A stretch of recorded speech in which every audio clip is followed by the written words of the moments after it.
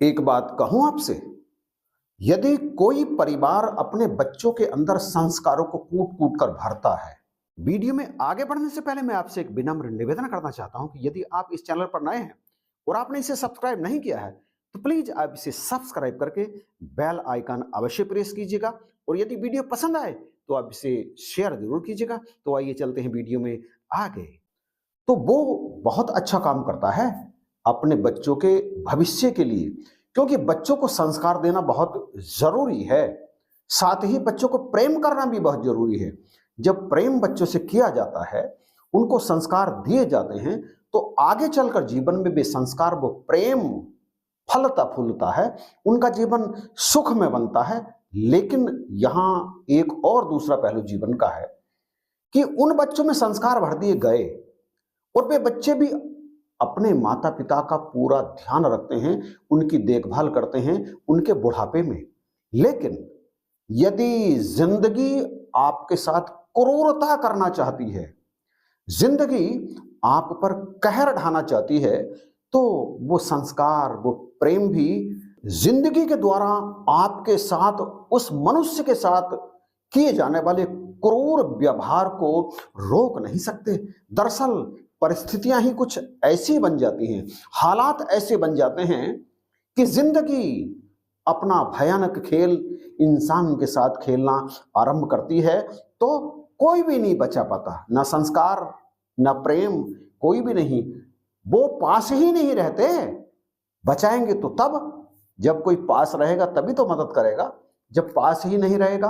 परिस्थितियां कुछ इस तरह का खेल खेलती हैं इंसान के साथ कि आखिर जिंदगी के एक पड़ाव पर आकर कोई भी उसका साथ नहीं देता, चाहे कितना ही प्यारा हो, कितना ही प्रेम करने वाला हो, कितना ही संस्कारित हो, और साथ वो दे कैसे जब वो पास में है ही नहीं। इसलिए यदि आपने अपने बच्चों को खूब संस्कार भी दिए, उन्हें बहुत प्रेम भी किया, बदले में वो भी आपको बहुत प्रेम करते हैं, आपने उन्हें किसी काबिल भी बना दिया, उनका जीवन बढ़िया चल रहा है, लेकिन अब आपके जीवन में कुछ अप्रत्याशित कुछ गलत घट रहा है, आपका जीवन आपके लिए बड़ा दर्द बन गया है, तो कभी भी आप उन्हें दोष मत दीजिएगा, क्योंकि अब ये खेल आपके साथ आपकी जिंदगी खेल रही है। और जब जिंदगी खेल खेलती है तो फिर किसी को भी दोष देना ठीक नहीं रहता। सुलोचना और भरत जी की एकमात्र संतान था अमन। बड़े लाड़ प्यार से पला, माता पिता ने बहुत अच्छे संस्कार भी दिए थे उसे, बहुत अधिक प्रेम करते थे।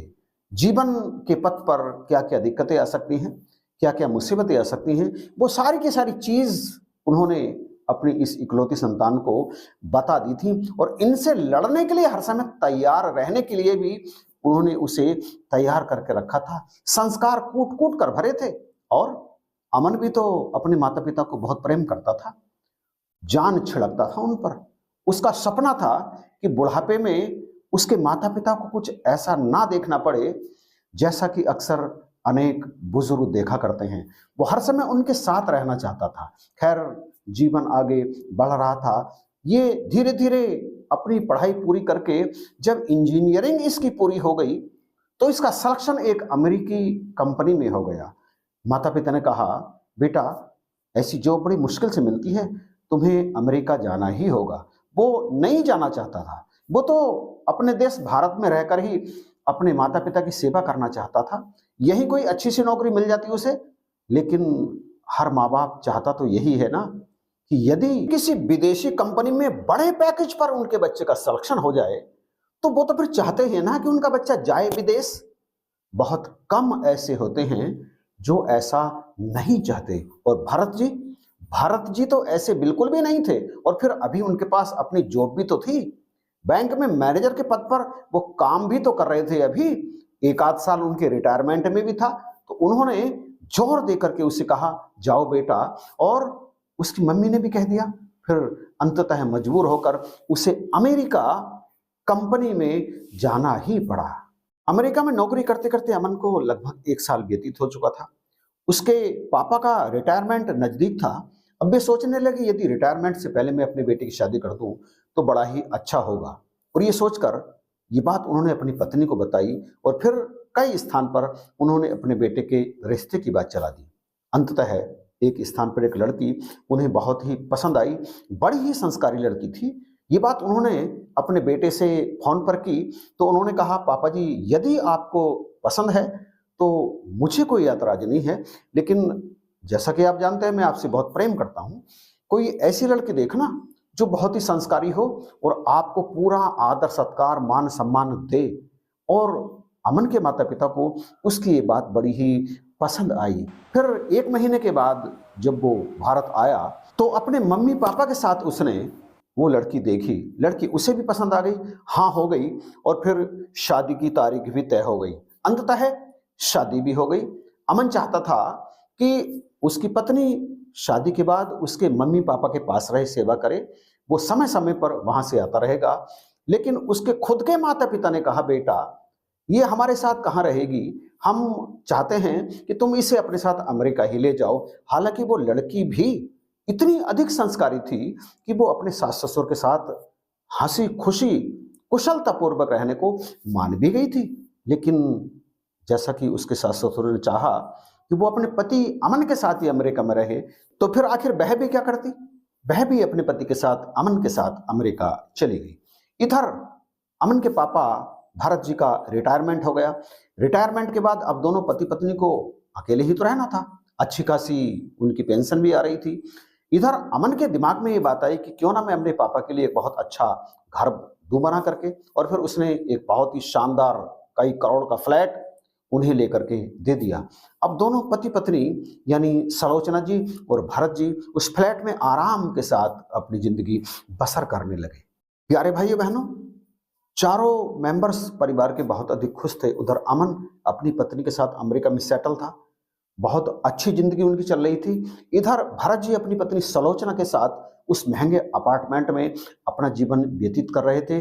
अच्छी खासी उनकी पेंशन आ जाती थी, फिर भी बेटा बहुत अधिक पैसे पर मंथ उनको भेज दिया करता था।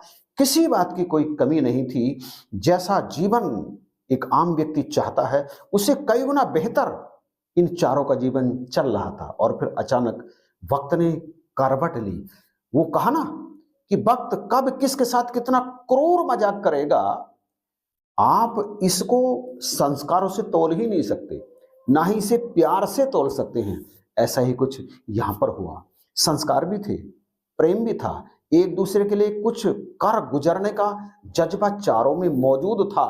परंतु वक्त जब कहर ढाता है तो उस कहर को रोकने की ताकत तो किसी में भी नहीं होती, ना संस्कारों में होती है, ना प्यार में होती है, ना किसी और चीज में होती है। चल रहा था बढ़िया जीवन, एकाएक ही जब वक्त की करवट बदली गई तो इस परिवार पर जैसे कयामत ही आ गई। सलोचना जी को एकाएक ही एक दिन तीव्र पैरालिसिस हो गया।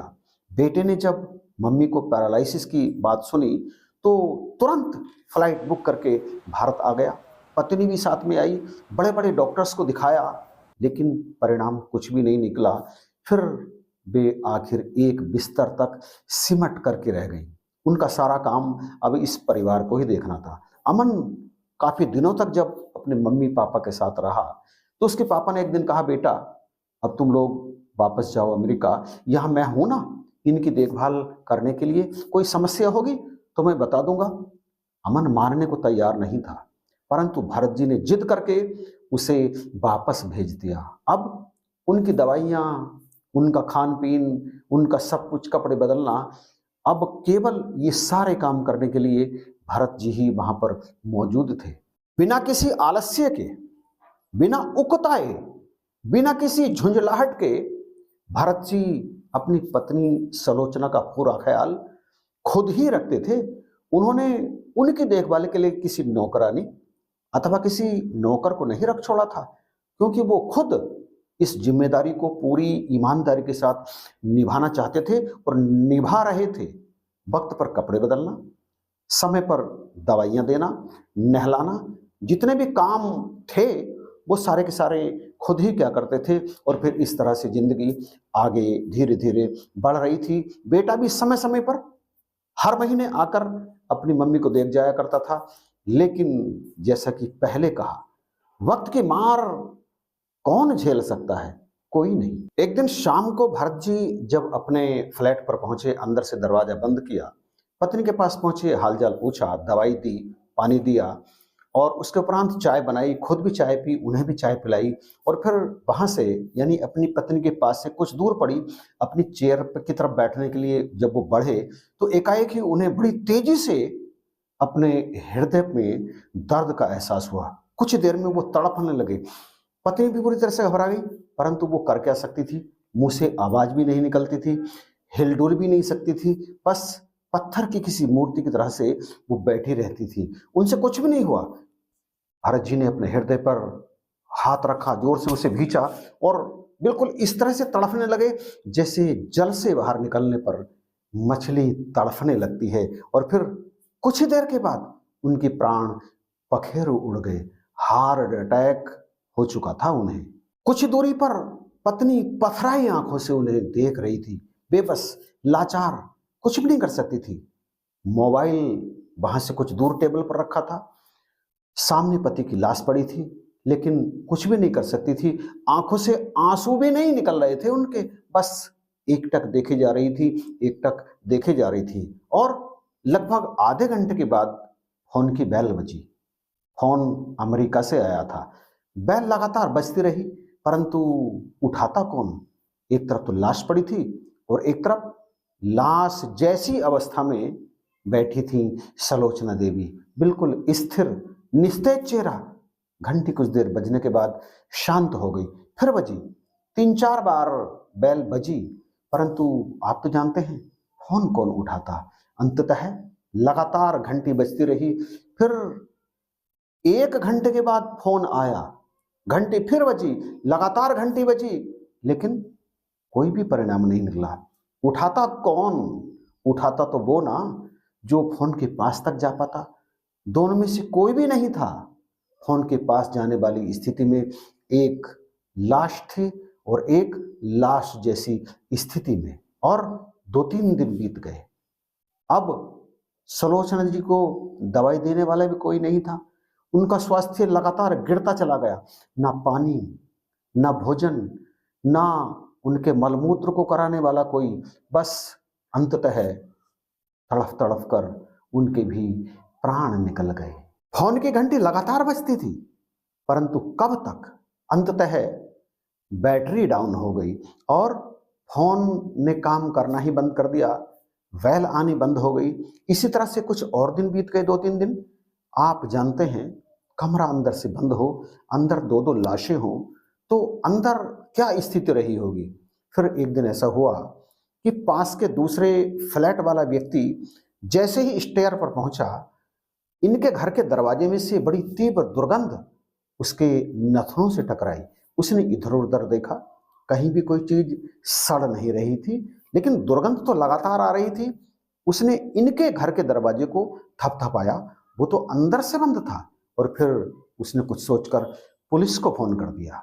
पुलिस आई, दरवाजे को तोड़ा गया और अंदर जो सीन उन्होंने देखा, उसे देखकर उन सबको उबकाई आने को हुई। लाश मैनेजर साहब की सड़ चुकी थी, उसमें कीड़े गिजगिजा रहे थे और सलोचना देवी का शरीर वो भी सड़ने की कगार पे था।